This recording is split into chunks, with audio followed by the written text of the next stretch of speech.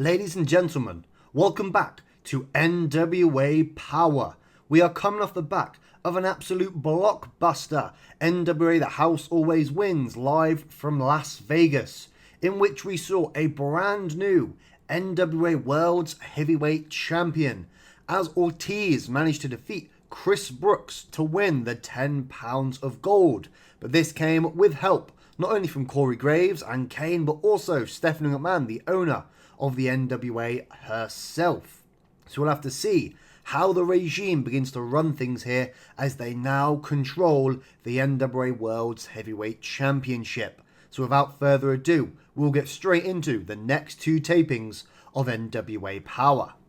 So the first taping kicks off with a pre-show match, gets a 28, which sees Oleg Boltin defeat PCO. Again, both of these were rusty. We haven't seen PCO for a very long time, since I believe he broke his neck and was out for over a year. We haven't seen him for a very long time. Again, he is just on a one appearance deal here. He'll be gone after these next two tapings.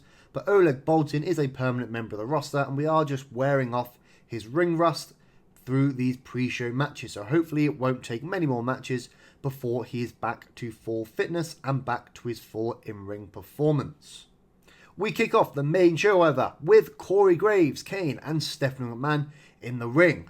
Corey Graves says a new era of the NWA began in Las Vegas at The House Always Wins, and he welcomes the new NWA World's Heavyweight Champion Ortiz to the ring. Graves says Ortiz will have a historic reign, and this reign begins with his historic first defense tonight on NWA Power to show how much of a fighting champion he will be. So in the main event, Ortiz will be defending or making his first defense of the NWA World's Heavyweight Championship.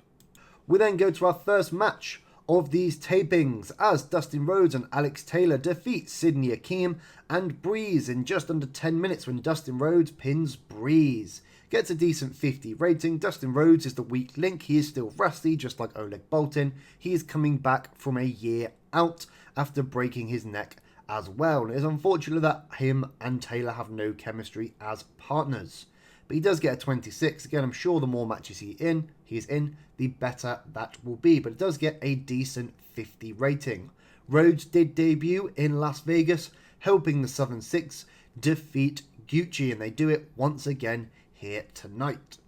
We then go to Yuka Sakazaki backstage. She says at The House Always Wins, she proves she's willing to do anything to defend her friends and defend the NWA. That's why she's ready to do whatever it takes to try and take the NWA World Women's Championship away from Kenzie Page.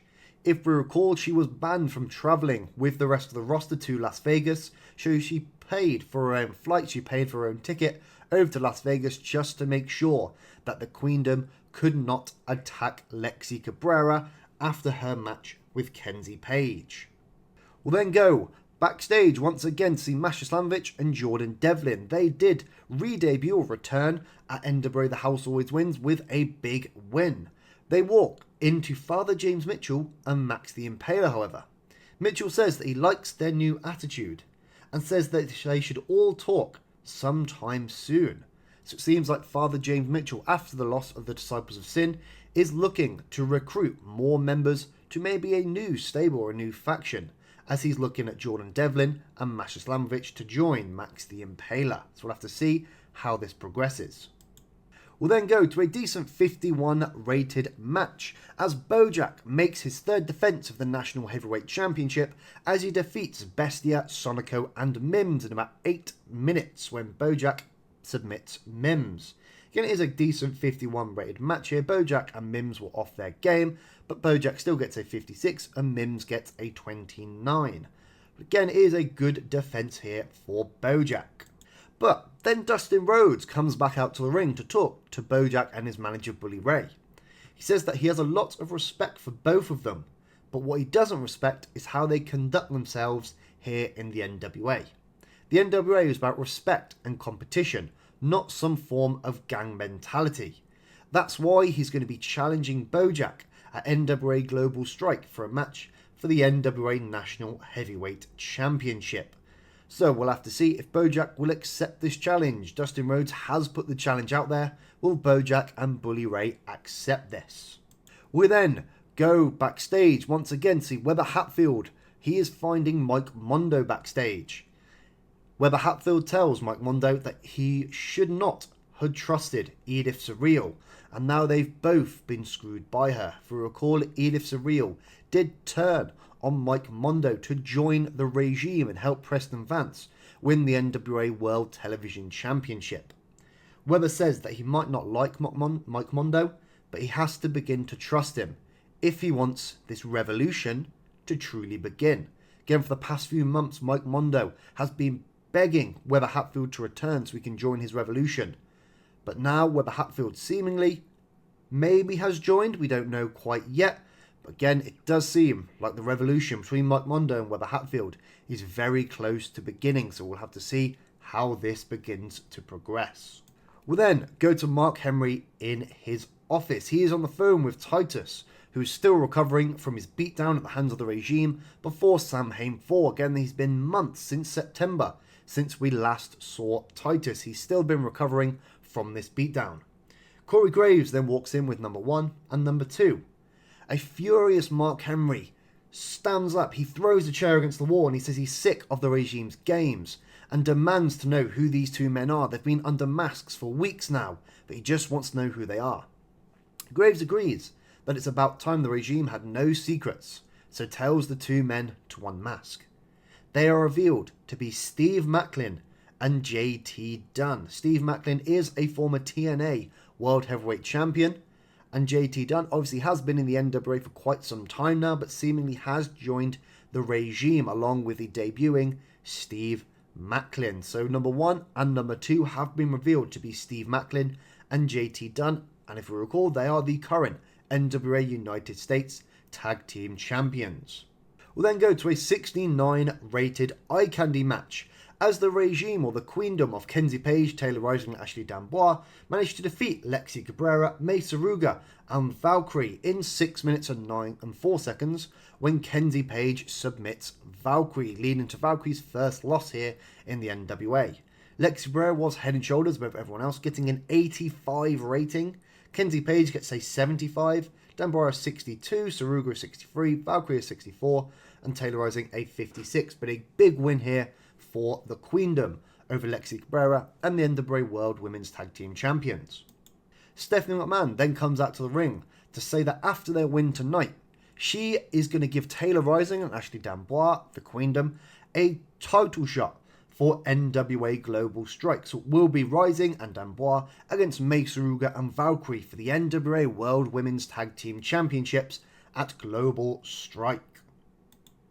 We then go to our main event of the evening, as Ortiz does defeat Weber Hatfield, making his first defense of the NWA World's Heavyweight Championship, however following an interference from Edith Surreal once again. Again, it is an excellent 75 rated match. Ortiz gets a 72, Weber Hatfield gets a 60, but it is an excellent first defense for Ortiz here as he defeats a very game Weber Hatfield.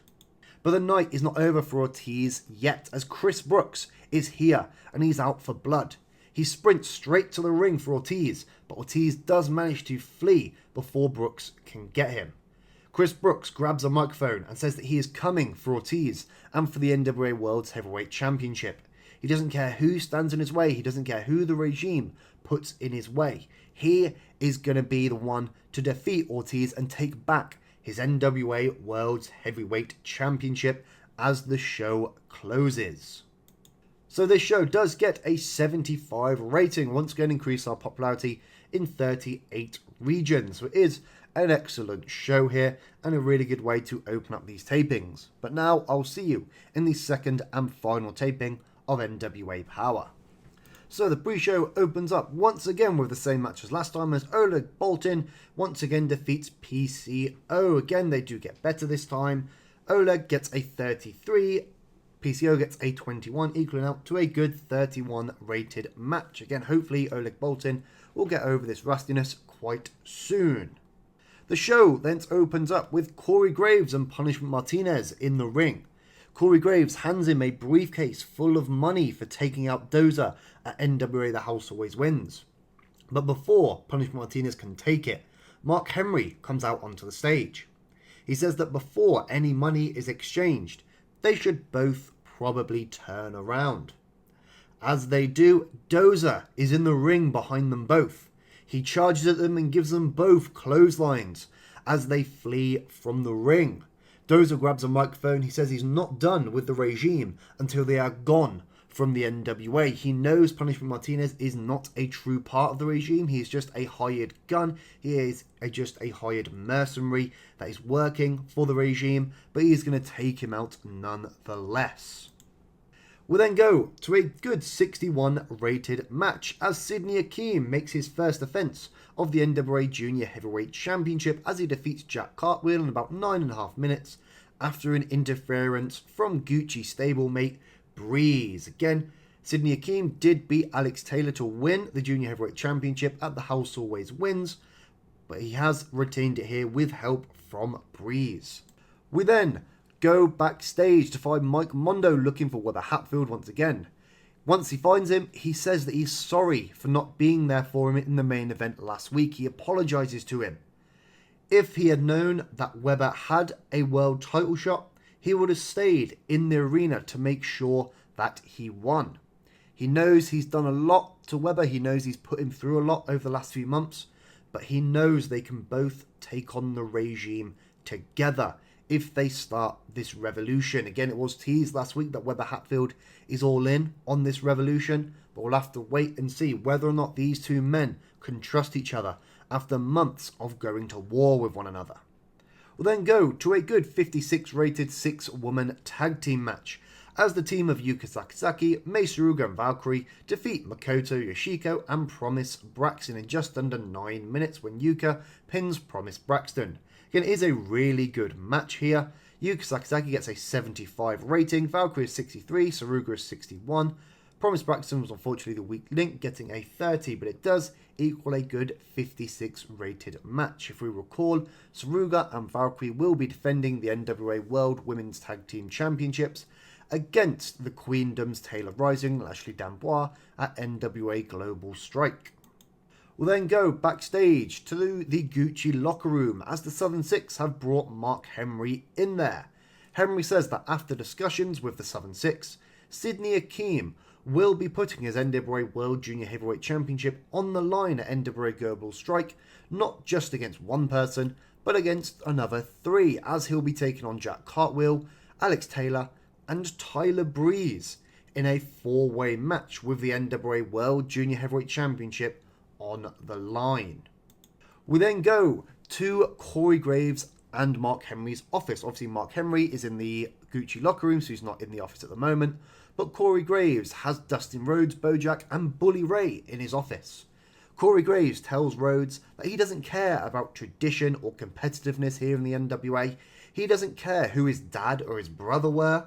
He can't go around making matches. Corey Graves, Stephanie McMahon, they're the authorities here, not Dustin Rhodes. Winning 2 tag matches doesn't earn you a shot at a singles championship. So Rhodes will not be challenging Bojack for the National Heavyweight Championship at Global Strike. Again, Dustin Rhodes did challenge Bojack last week, but it seems that Corey Graves has put this to an immediate stop. As again, Dustin Rhodes has only been here since Las Vegas and he's only won 2 tag matches in that time. Graves, being the co-GM along with Mark Henry, being put in place by Stephanie McMahon, says that this match will not be going ahead. We'll then go to an excellent 78 rated match as Lexi Cabrera manages to defeat Taylor Rising with a Twisted Bliss. However, following a botched interference from Kenzie Page. Again, Lexi Cabrera was excellent, getting an 85 rating. Taylor Rising doing really well, getting a 52. But it is an excellent 78 rated match. Again, this was our eye candy match, and it does seem like these women are very good at these. But Kenzie Page did try to interfere in this match, but unfortunately cost Taylor Rising the match instead. But Stephanie McMahon then comes out to the stage to meet Kenzie Page. Steph says that while Lexi has won tonight, this does not get her a shot at Kenzie for Global Strike. In fact, Kenzie Page's opponent for Global Strike will be handpicked by Stephanie McMahon herself. Kenzie Page and Lexi Cabrera did draw at NWA, the house always wins. But again, Stephanie McMahon has pushed Lexi Cabrera all the way to the back of the line. She's going to have to earn another shot at Kenzie Page in the NWA World Women's Championship. We'll then go backstage to the wild card with RVD and Bishop Dyer and Spencer Slade. They all meet each other back there. They say they have a lot of respect for one another, but will both go to war with each other at NWA Global Strike for the NWA World Tag Team Championships. This isn't about the regime or any form of power struggle here in the NWA. This is about the two best teams in the NWA proving who the best truly is as wildcard go up against Slade and Dyer for the NWA World Tag Team Championships. We'll then go to our main event of the evening as the regime of Steve Macklin and JT Dunn, formerly number 1 and number 2, managed to defeat Chris Brooks in a handicap match after Steve Macklin submits Brooks after interference from Ortiz. Again, it does get a decent 70 rating. Brooks had an in-ring performance of 80, Macklin a 57, JT Dunn being the weakling getting a 46. But it is a big win for the regime as they defeat former NWA World Heavyweight Champion Chris Brooks, but again, after interference from Ortiz. After the match, we see Stephanie McMahon once again. She comes out to the ring. She says that after Brooks' loss tonight, he will go to the back of the line and he'll not be getting his rematch for the NWA World Heavyweight Championship at NWA Global Strike. The entire idea of rematch clauses have been scrapped after the regime came into power, and Chris Brooks will not be getting his rematch at NWA Global Strike. So we'll have to see who Ortiz is going to be facing in the main event of Global Strike. This show does get a rating of 74. Again, a very common rating we've been getting for the past few shows. Again, it does increase our popularity in 38 regions, so we'll see where those popularity gains were. We'll have a look at our financial report first, though. Again, we did only lose $479 on the show, which is excellent. Again, workers were 47,000, but ticket sales are up to $34,500. A good amount of broadcast revenue being made as well. So a very small loss on these shows. I'm sure when we do go to one taping at a time, this will hopefully get a quite big profit. But now we'll look at our popularity recap. And it seems we have finally done it after almost 2 years of this save. After 50 odd episodes now, we have reached, or we seem to have reached, medium popularity as we head up to 59 popularity in the USA. Again, this is huge for the NWA. We are now level with TNA. We are now level with NXT. Hopefully, we'll now be able to bring NWA USA into back on air so we can actually have a second show. Whilst we do see this, we also see that we've grown popularity in Canada from 31 to 32 in 5 different regions. There's no growth in many other places, but the biggest story here is being the fact that we have went up to 59 in some regions of America. So we'll see after we go back to the home screen whether or not this confirms us to be medium popularity. So here we are back at the home screen. I can see it right there. NWA are rising fast. Heavy rumours of a planned spending spree by NWA, who are looking to expand into new markets in order to capitalise their recent momentum. Some of the finest free agents around are said to be on their shopping list, and fans are already excited over the new prospect of new blood debuting soon. So that hopefully that will confirm that we are now medium size. So again, we also have an Aaron Stevens popularity. Who doesn't like Starboy Charlie? And our ratings, we did get 126,000 viewers, which is one of the highest we have ever got. But the big story being that we are now a medium-size company. This will lead to one thing in particular, though, and that is the production issues. Again, because we are now medium, we are now level with NXT, which obviously we can't actually sort of compete with the money that WWE and therefore NXT has. So we're probably going to be sort of hampered with quite a lot of these sort of production issues once again, just like we were when TNA were back down to small. Again, we probably can try to upgrade, but again, we don't have the money that NXT has if we try and grow up in high quality. Again, it's 50,000, 75,000 per night of shows. That's just far too much. Again, 5,000 per night, that could be quite good, but again, that still wouldn't bring us up to the point of NXT. Our broadcast quality, again, 75,000 per month. Again, that still wouldn't even bring us up to NXT. It'd bring us equal on TNA, but nowhere near NXT. Our music level, again, 10,000 per month, and that still wouldn't even bring us up to NXT. But because, obviously, they are a branch of WWE, they're the developmental, they don't have to worry about any of the money issues, as, again, WWE pays for everything. But hopefully, our money will start to grow even more as we go through, to get more ticket sales, more broadcast revenue. Again, I will be putting NWA USA back on air, as NWA Power then goes to a weekly schedule. So from now on, the next episode I will see you in will not only be NWA Power, it will be one episode of NWA Power, but also one episode of NWA USA as we move into February of 2027. So once again, thank you so much for watching. Hopefully you did enjoy. Make sure to like, share and subscribe. Hit that bell notification icon if you do want to see how we get on as a medium-sized company. But I'll now see you in the next episode of NWA Power and the first new episode of NWA USA.